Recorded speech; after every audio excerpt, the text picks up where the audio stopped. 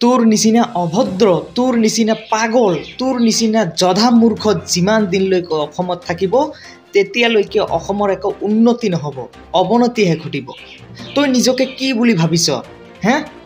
তই নিজকে ডাঙৰ পণ্ডিত বুলি ভাবি আছ নেকি সত্যৰঞ্জন বৰা কুকুৰ? নিজকে নিজে ডাঙৰ পণ্ডিত বুলি ভাবিলেই সেইটো কেতিয়াও গ্ৰহণযোগ্য হ'ব নোৱাৰে। মানুহে যদি তোক ডাঙৰ মানুহ কয়, মানুহে যদি তোক শিক্ষিত কয়, তেতিয়াহে মানুহে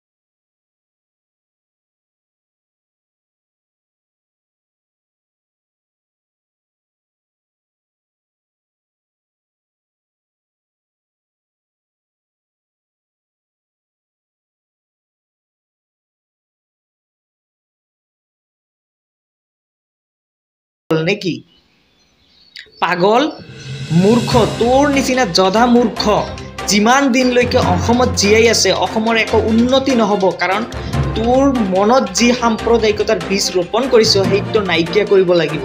আৰু আমি এতিয়া আৰু বহি নাথাকোঁ, তোৰ প্ৰত্যেকটো ভিডিঅ'ৰ জবাব মই নিজেই দিম। মোৰ যিমান দূৰ সম্ভৱ মই ভিডিঅ' আকাৰে হ'লেও তোৰ ওপৰত মই প্ৰতিবাদ কৰি থাকিম। মই তোক এইটো ভিডিঅ'ৰ জৰিয়তে সকিয়নি কৰি দিছোঁ, নেক্সট টাইমত আৰু আমাৰ সম্প্ৰদায়ৰ মানুহক লৈ ইমান তুচ্ছ তাচ্ছিল্য নকৰিবি। আমি কেতিয়াবা যাওঁ নেকি যে তহঁতৰ ধৰ্মত এইটো আছে সেইটো আছে? কেতিয়াবা কওঁ নেকি? আমাৰ মুখত কেতিয়াও এইবিলাক শুনিব নোৱাৰিবি, কাৰণ ইছলাম ধৰ্মত এইবিলাক আদৰ্শ কেতিয়াও আমাক পূৰ্বপুৰুষে শিকোৱা নাই। গতিকে তোক মই এইটো ভিডিঅ'ৰ জৰিয়তে সকিয়াই দিছোঁ, নেক্সট টাইমত আমাৰ ধৰ্মক আৰু টাৰ্গেট কৰি একো মন্তব্য নকৰিবি। আমাৰ যিটো ভাল সেইটোৱে কৰিবি। জয় অসম, বন্দে মাতৰম।